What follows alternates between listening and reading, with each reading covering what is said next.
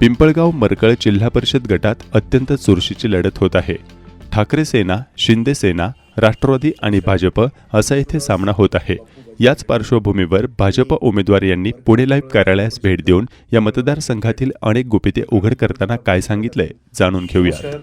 मी विष्णुदास उर्फ बाप्पू बाजीराव थिटे.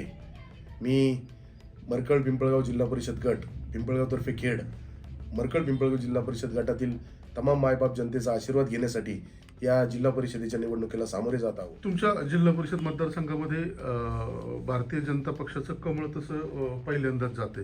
कसं तुम्हाला ओव्हरऑल प्रतिसाद मिळतो तुमच्या मतदारसंघामध्ये, काय सांगाल? जबरदस्त. मी सध्या प्रचार यंत्रणेच्या दरम्यान सगळ्या मायबाप जनतेचा आशीर्वाद घेण्यासाठी मी घर टू घर ज्यावेळेस गेलो त्यावेळेस मला जाणवलं की बाबा दुर्दैवानं जे अजितदादा गेले, दादा गेल्यामुळं खऱ्या अर्थानं पूर्ण खेड तालुकाच नाही तर पुणे जिल्हा पोरका झाला. ते ह्याच्यामध्ये जे दादांकडनं निधी यायचा त्याच्यामुळं एक आधार होता संपूर्ण खेड तालुक्याला.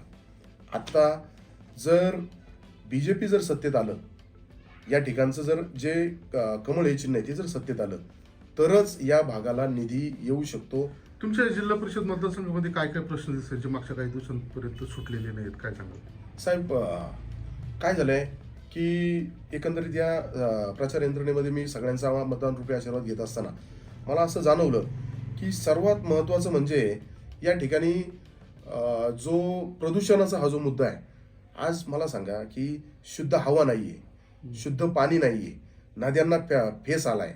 अक्षरशः जी आपण एकेकाळी भीमा भामेचा संगम आहे त्या ठिकाणी एवढी पवित्र आहे, तिथं अक्षरशः घाण झाली आहे. आणि काही गोष्टींच्या नियमाचं अवलंबन न झाल्यामुळं काही गोष्टींनी रहदारी वाढली आहे. त्या ठिकाणी एवढे घाणीचं साम्राज्य झालंय.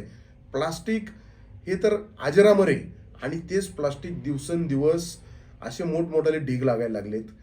मुख्यमंत्री देवाभाऊंनी जर लक्ष घातलं तरच तो प्रश्न सॉल्व्ह होणार आहे. बरं, म्हणजे तुम्हाला असं म्हणायचं की हा जो चाकणचा औद्योगिक परिसर आहे, याला जी शहरी सुरू झाली त्याचे परिणाम तिथपर्यंत दिसतात. 100% आहे. मग इथं एवढे सगळे प्रश्न असताना तुमच्या तिथं धनशक्ती, जनशक्ती असे वेगळे वेगळे मुद्दे घेऊन लोक प्रचार करतात.